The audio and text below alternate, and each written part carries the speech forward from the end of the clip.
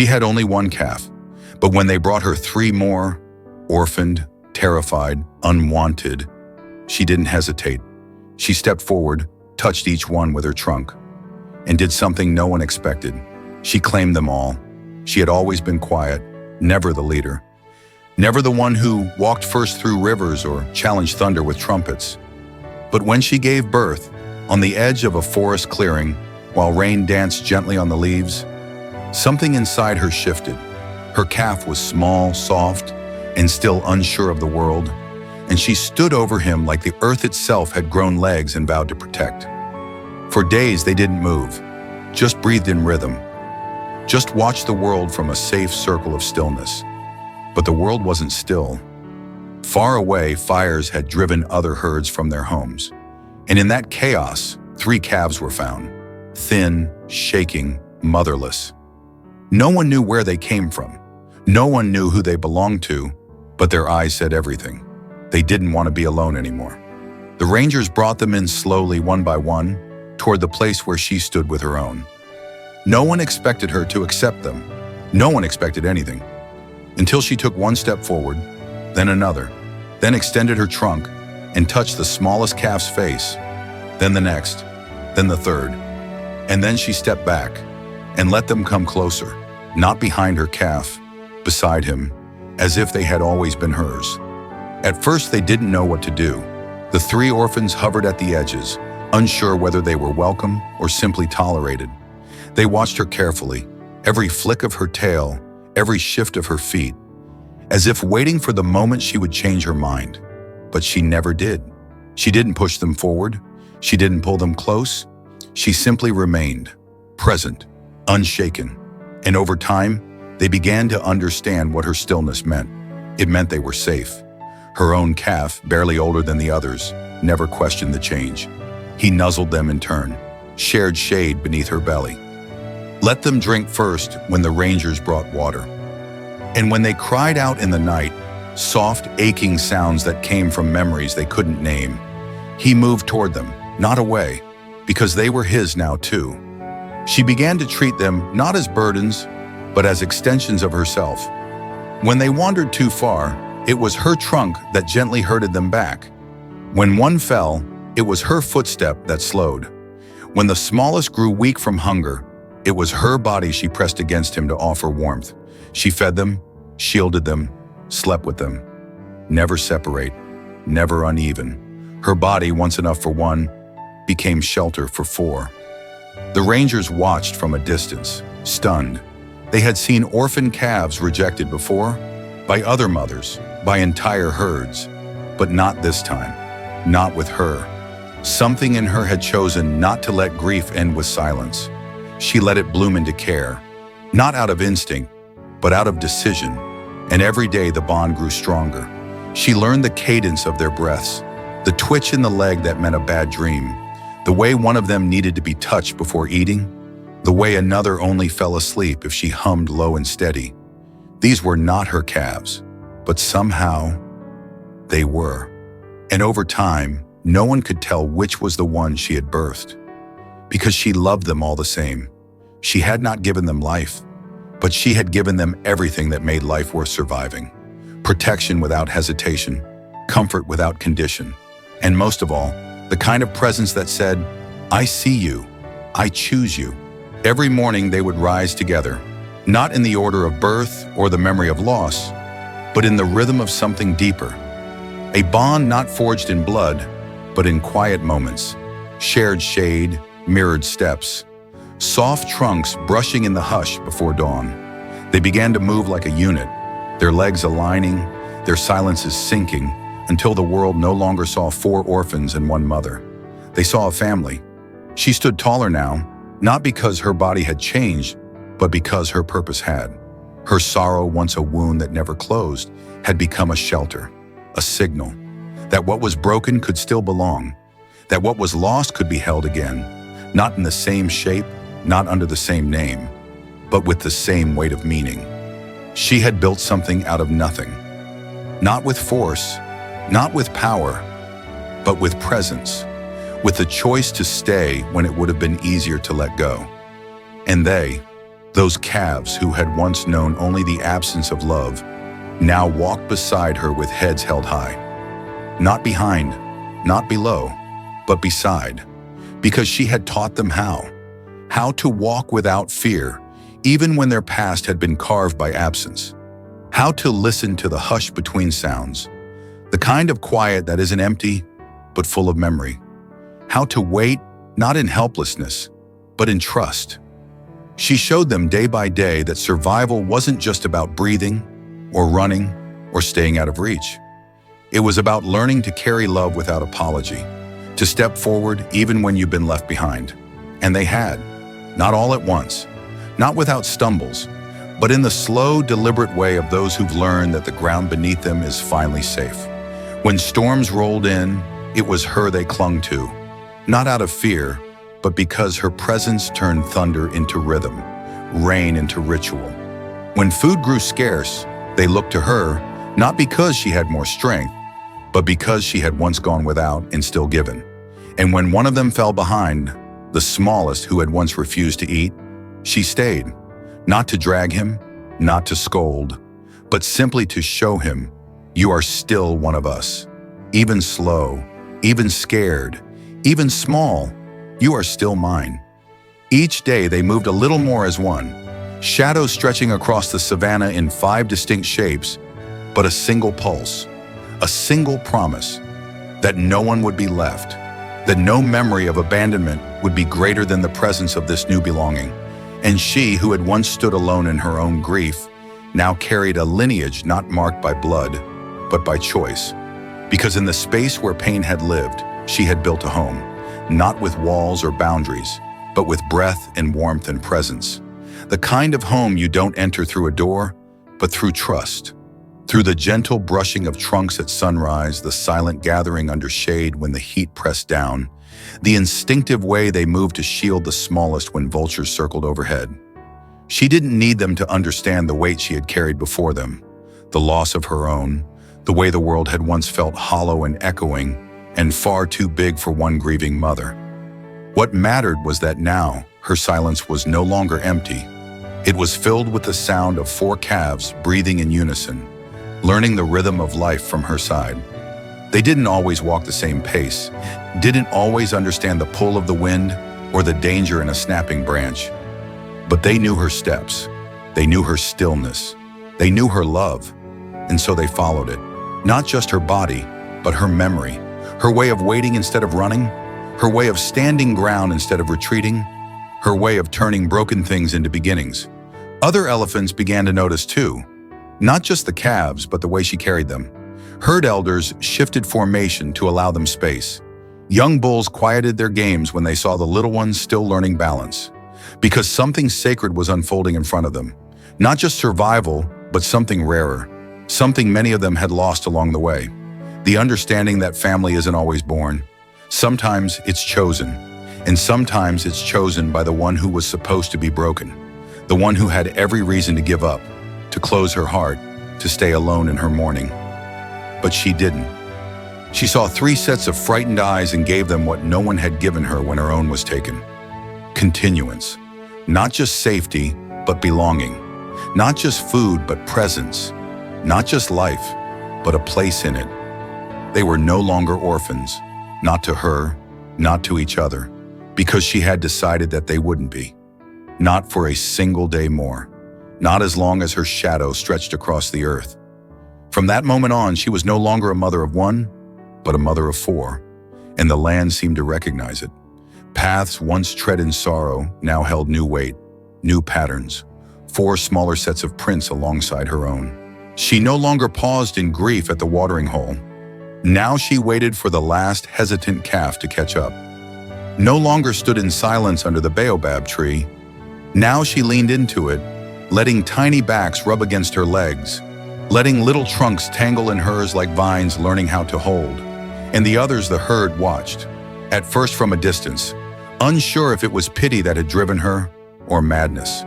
But slowly, step by step, they began to understand. It wasn't weakness that kept her close to them. It was strength. The kind of strength that doesn't make noise, doesn't show teeth, doesn't charge. The kind that stays.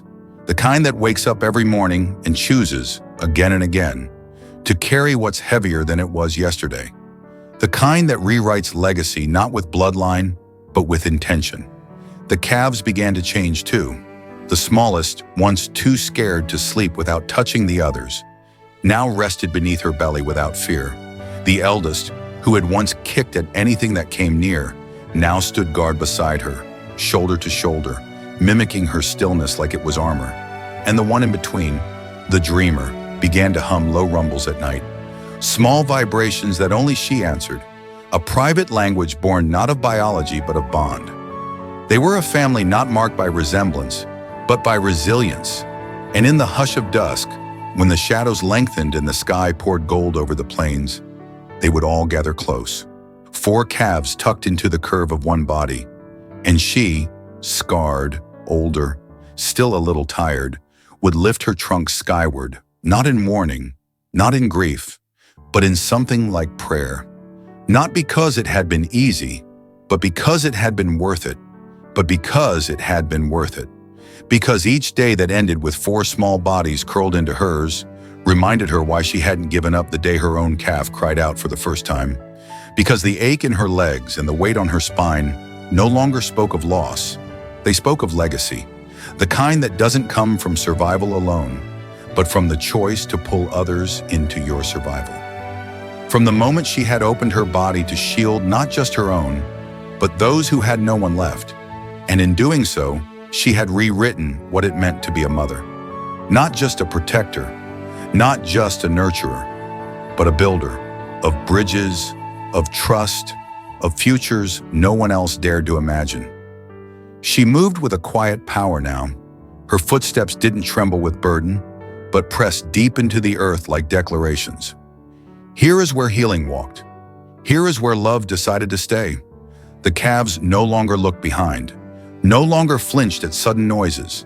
They moved in rhythm with her breath, with her pauses, with her silences.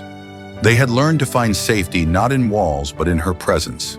And in their games, chasing each other around thorn bushes, splashing in watering holes, they were loud with the kind of joy that once seemed extinct in them.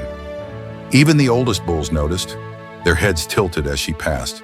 Their trunks reached out, not for dominance but in recognition. Because in a world that often glorified strength in tusks and size, she had shown them another kind. One carved from endurance, one stitched together from quiet nights and too many tears. And still she had not left. She had become something more than a mother, more than a survivor. She had become a legend not because she lived, but because she chose to live for more than herself. Because she had taken grief and grown gardens in it. Because she had turned orphans into brothers and silence into lullabies. The kind sung not with sound, but with presence. With the steady pulse of a heart that said, "You are safe now." With the warmth of a body that curved just enough to cradle 4 restless dreams, each trembling with the memory of what had been lost. She didn't hum, she didn't coo, but in the way she lay still as night fell, in the way her trunk gently brushed over each ear, each shoulder, each fear, they slept. And in that sleep, the world softened. Sometimes one would wake, gasping, blinking, searching, and before panic could settle in, there she was, always there. Not rushing, not shushing, just being, just staying. She had made her body into shelter, her stillness into promise, and in return, they had learned to trust again. Not instantly, not perfectly, but honestly. The plains began to change around them. Herds that had once kept distance now slowed when they passed. Mothers who had lost calves of their own found themselves stopping, just to watch. There was something sacred in the way she moved, in the way the 4 followed not behind, but beside. An invisible tether not of blood, but of choice. And the calves grew, stronger, taller, bolder, but never out of reach. Because even as they ventured further, their gaze always came back to her. Not for permission, but for grounding, for confirmation that they were still tethered to something that mattered, something that had chosen them. And when the rains returned, washing the dust from the land and painting the sky in bruised golds and violets, She stood at the edge of the clearing and watched them play, mud-slicked, wild, free. No longer victims, no longer broken. And she did not cry. She did not smile. But something in her eyes softened, as if finally she could exhale, because they were not just surviving anymore. They were living, not just in the way lungs fill and empty, but in the way hearts begin to open again after being closed for too long. In the way small feet stomped without fear, not running from, but running toward. In the way they no longer looked over their shoulders, no longer froze at sudden sounds. Because safety had become a rhythm, a language, a truth they now carried in the sway of their gait and the tilt of their heads. And she, older now, stepped slower but never unsure, didn't follow them like a warden, but like a witness, like someone who had once been broken by loss and yet chose to become more, not less because of it. She did not measure her worth by how much she had suffered, but by what she had chosen to give despite it. That was her legacy, not survival, but restoration, not endurance, but generosity. There were still days when one of them would falter, memories rising like ghosts, thick and sudden, but they always turned back to her. And when they did, she never turned away. She stood unshaken and let them lean. Let them remember. Let them feel everything they needed to feel. Because healing wasn't about forgetting. It was about being held through remembering. And the herd noticed. They began to walk differently when they approached her. Calves they didn't birth, adults they didn't raise. Still they bowed slightly in her presence. Not out of submission, but reverence.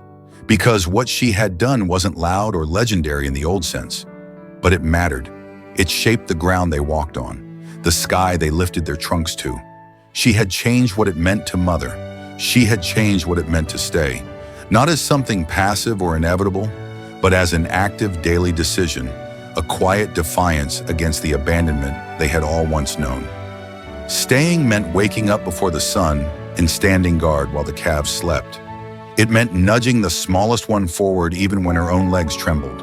It meant choosing love over fear again and again, even when the world had given her every reason not to. It wasn't just that she hadn't left.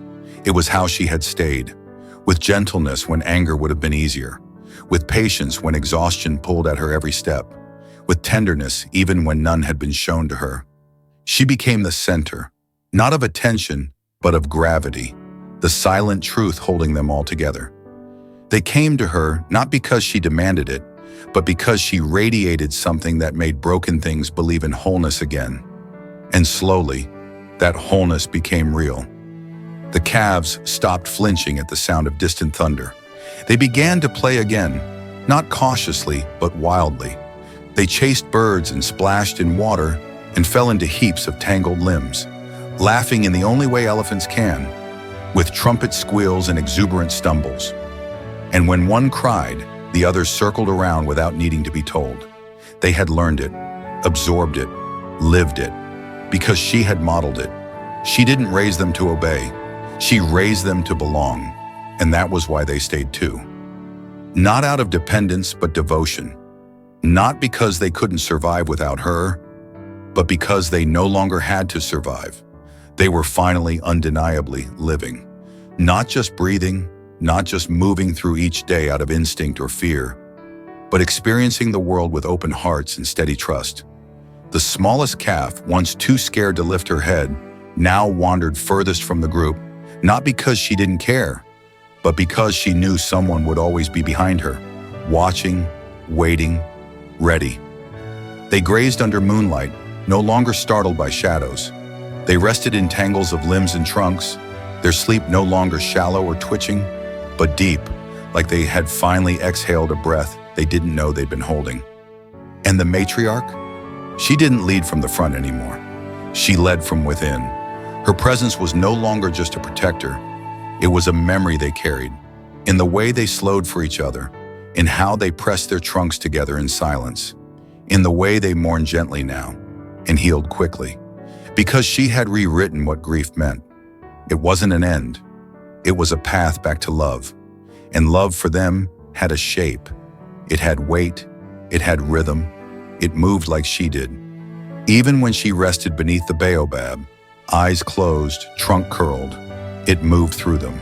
Because what she had built wasn't just a family, it was a legacy. One formed not through blood, but through choice, through endurance, through the daily deliberate act of staying, even when everything had once begged her to leave. And when the rains came, washing the dust from the savannah and filling the rivers once dry, they did not scatter. They stayed close, not out of fear, but remembrance. They gathered around her not because she demanded it, but because she had once held them through the storms, and now it was their turn to hold her.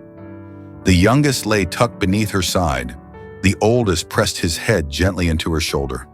And the two in between, those who once didn't know what it meant to belong, watched the sky and didn't flinch when it thundered. She had changed them. She had taught them that family wasn't made only in wombs, but in moments, in standing still, in choosing again and again to love the ones the world had left behind. And though her body grew slower, her steps more careful, the herd did not outpace her. They moved together because she had stayed, because she had loved them as her own, and because now they would never be without her, not in the way they moved, not in the way they loved, not in the way they remembered. Because some hearts don't stop beating when they quiet, they echo. And in every step those four calves took forward, the world would hear her echo still. If this story moved you, share it. Let others know that love, real love, has the power to rebuild what was broken. Don't forget to like, subscribe, and follow our journey as we tell the stories of those who stay, love, and endure.